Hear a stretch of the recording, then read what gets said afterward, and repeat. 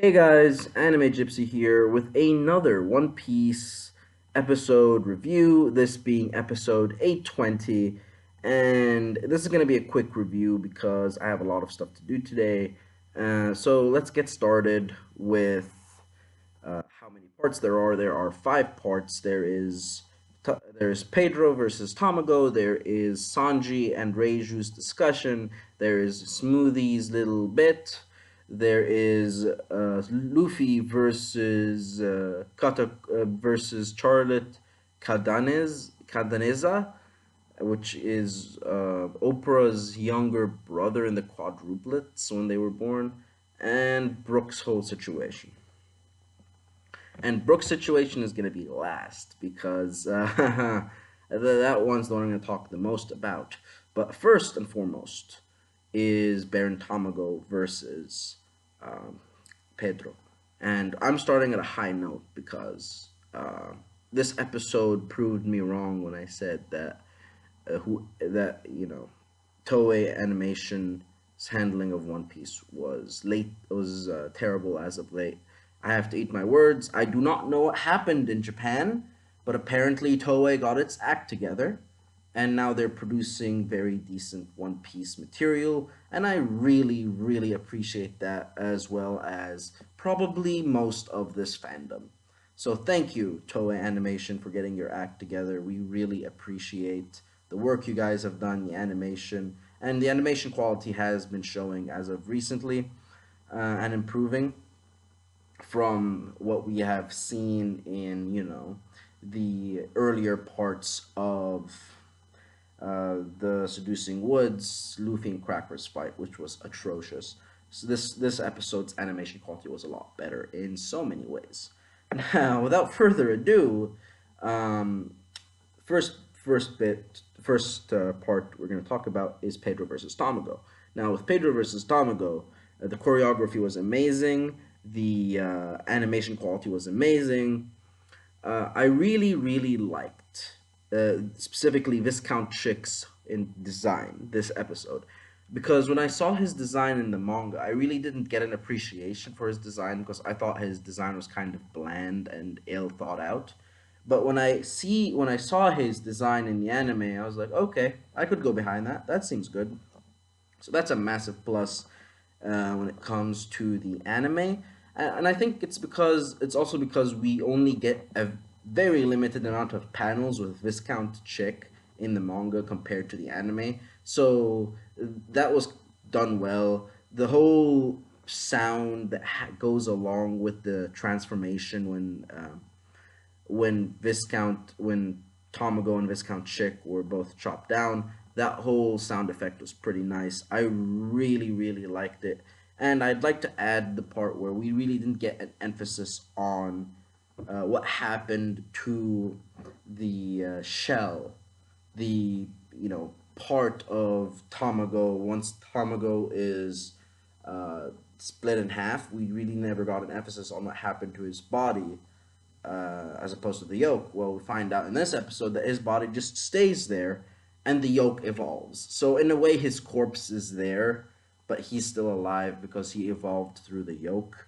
It's kind of interesting. His ability could be somewhat broken if there is no way to kill him and he just keeps being reborn. And then after after Baron, what was it, Night Chip?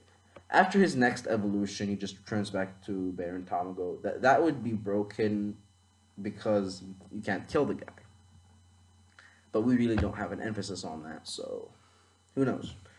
Now to move on. Oh yeah, the way the fight ended was Pedro blowing himself up, which I honestly thought the anime could have done a better job with that because I think that they should have added more music before the guy blew himself up. Us. Actually, I'm not gonna make that joke, but I think that the anime should have handled it better. Should have just added some dramatic music right before he blew himself up. That is what I think the anime should have done. Now moving on. Um, Luffy versus Cadanza.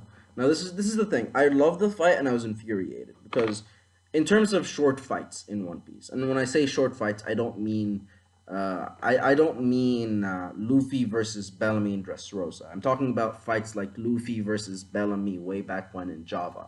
You know, that whole speed, that type of fight that lasts just an episode or less than an episode. In terms of those types of fights, this fight was decent. The choreography was great, the animation quality was great, and this is the thing, it's a tease because the animation quality in Luffyverse is Cracker, which, let me remind you, is one of Big Mom's most elite soldiers, one of Big Mom's most elite generals, a sweet commander. This guy didn't get as good animation as this falter son of Big Mom, which pisses me off.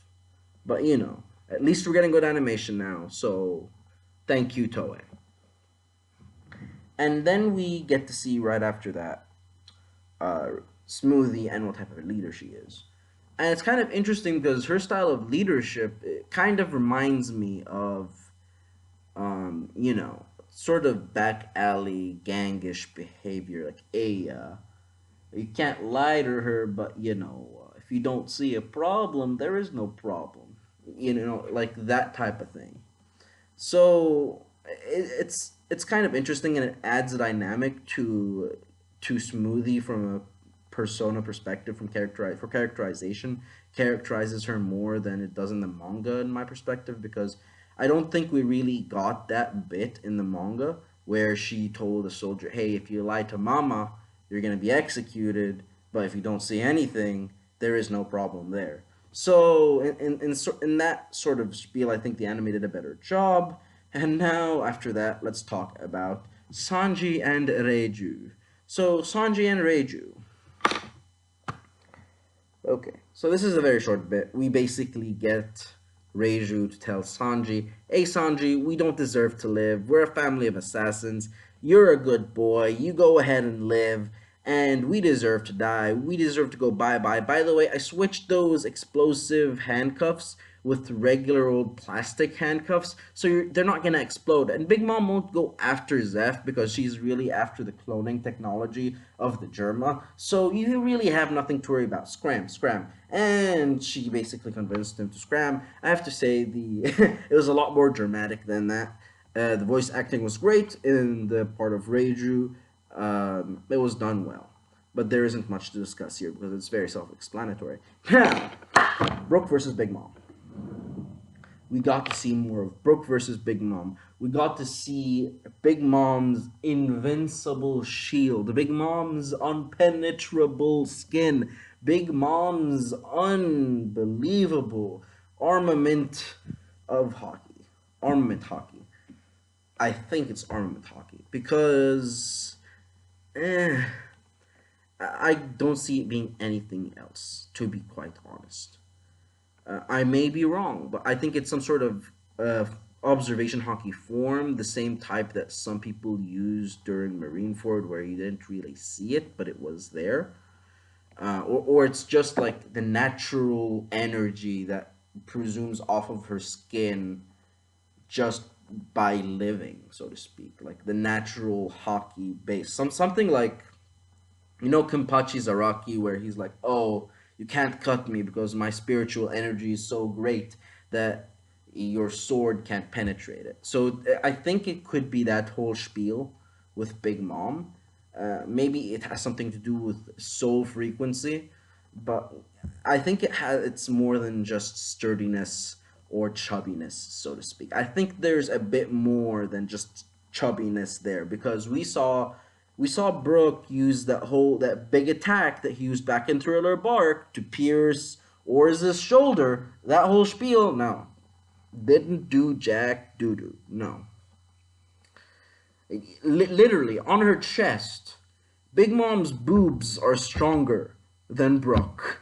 Let that sink in. Big Mom's boobs are stronger than Brook. Oh God, I feel sorry for Brook. And this is the thing though.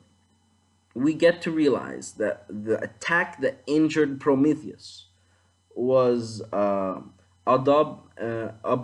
Kuderot, which I am sure is not an ice attack.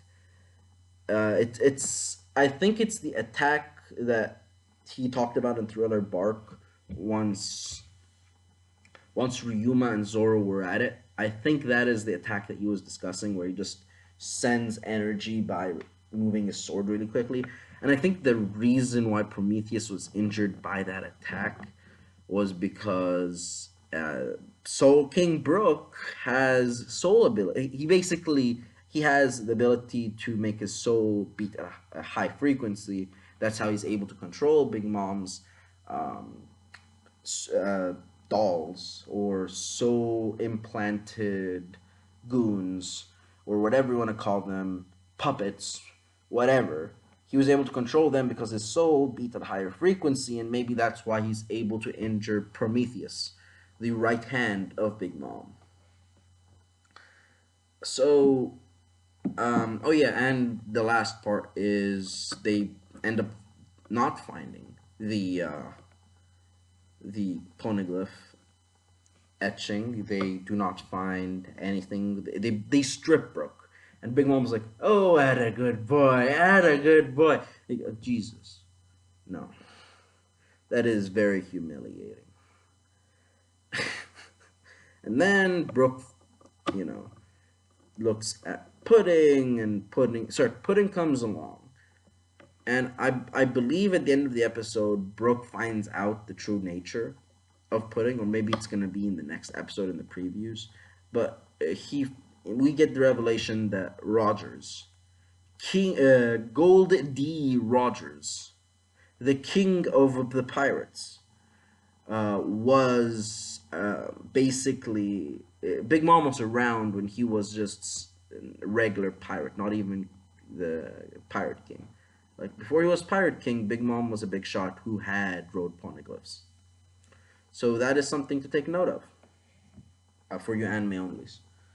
And I think that just wraps everything up. And I'm not going to be making anime reviews every single week, but I'll do it when it's notable. And since I said all these things about Toei beforehand, I think I kind of had to make a video to make up for that. So until next time, guys, this is Anime Gypsy, and I'm out.